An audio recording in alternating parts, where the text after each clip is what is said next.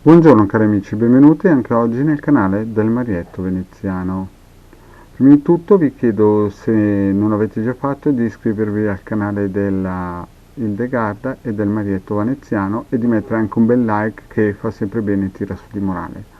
E secondo, da come avete visto il titolo della mascherina radionica, strutturare una difesa. Oggi vedremo come iniziare a capire se siamo stati attaccati da varie entità o da qualcosa, perché alcune volte nella vita capita che vediamo che tutto va male e quindi dobbiamo cercare di individuare da dove è arrivato il nemico o questa situazione sgradevole. Di solito mi contattano e sentono che c'è qualcosa che non va, ma prima di tutto bisogna anche individuare chi e che cosa ci sta attaccando, se è una cosa materiale o immateriale, se è stata scagliata tempo fa o adesso. Quindi bisogna sempre fare un'indagine radiostesica seria e approfondita.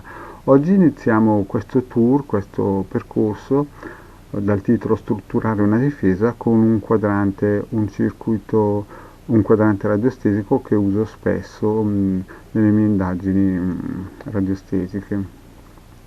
Bene, iniziamo. Quindi vediamo il solito quadrante, quadrante radiostesico per la valutazione e ipotizziamo di mettere un testimone qui nel cerchietto, che può essere tranquillamente una foto, un po' di cotone imbevuto di saliva, un pezzettino di unghia, un capello, oppure se non abbiamo questi testimoni anche uno scritto del nome e cognome e almeno la data di nascita. Prendiamo il nostro pendolino e chiediamo se possiamo usare questo quadrante radiostesico per individuare il pericolo o il problema, e vediamo che il pendolino ci dice di sì. Chiaramente queste sono solamente pillole teoriche e quindi faccio tutto molto più veloce in modo da dare solamente un'idea.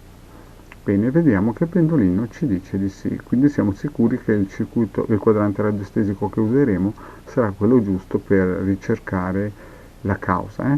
Bene, adesso ci fermiamo e prendiamo, prima di tutto vi devo dire che lo sapete già, per chi è nuovo però non sa che questo quadrante radiostesico si può scaricare gratuitamente dal sito ilcapitano.altervista.org. Bene, prendiamo il prossimo quadrante radiostesico, è per la valutazione del trattamento.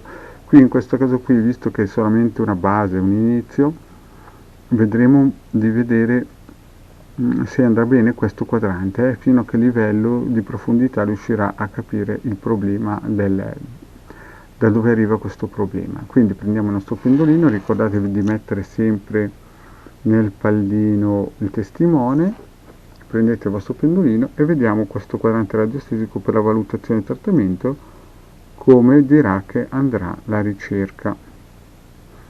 E vedete che la ricerca sarà favorevole, molto favorevole, quindi siamo sulla buona strada. Abbiamo visto che questi due quadranti radiostesici vanno bene. Ecco, perfetto. Adesso prendiamo questo nuovo quadrante radiostesico che io uso spesso da anni per fare le mie ricerche, le mie indagini radiostesiche, quando mi telefonano o mi contattano persone che hanno bisogno delle mie indagini.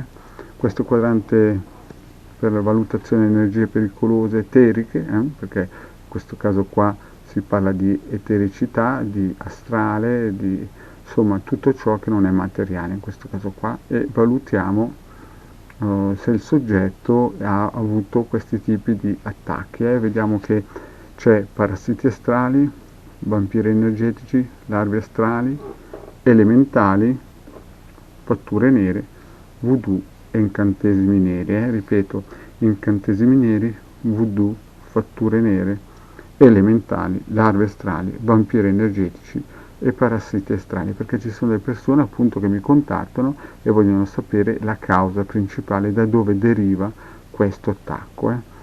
E chiaramente questo, ripeto, è solamente la base, è un inizio di questo trittico che farò di pillole sulla struttura di una difesa radionica chiaramente, a riguardo a attacchi, appunto parassiti astrali, vampiri energetici, larve astrali, elementali, fatture nere, voodoo e incantesimi.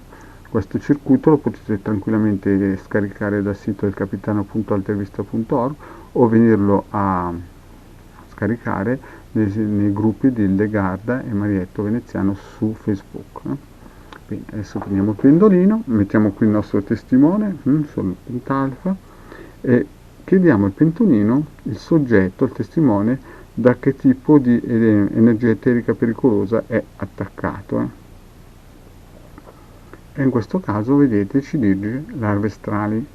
Potrebbe esserci anche il caso che una persona è attaccata da più elementi e quindi possiamo fare un'altra domanda, possiamo chiedere il secondo attacco o il secondo elemento che attacca questa persona. Vedete che sono elementali, perché ci può essere anche il caso che una persona è attaccata da più elementi.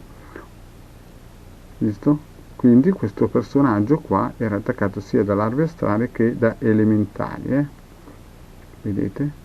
Questo è solo un esempio. Quindi ci fermiamo adesso. Quindi abbiamo visto che abbiamo individuato l'attacco che questa persona, questo soggetto, questo testimone ha avuto.